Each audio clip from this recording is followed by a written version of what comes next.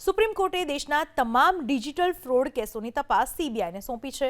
સુપ્રીમે સીબીઆઈને આદેશ આપતા કહ્યું કે ડિજિટલ અરેસ્ટના કેસોમાં બધી જ જુદી જુદી તપાસ કરવાને બદલે આખા ભારતને સાંકળીને સંયુક્ત તપાસ હાથ ધરે।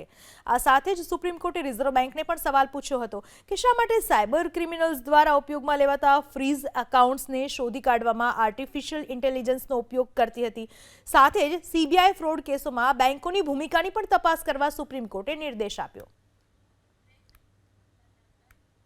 સુપ્રીમે સીબીઆઈને આદેશ આપતા કહ્યું કે ડિજિટલ અરેસ્ટના કેસોમાં બધી જ જુદી જુદી તપાસ કરવાને બદલે આખા ભારતને સાંકળીને સંયુક્ત તપાસ હાથ ધરે।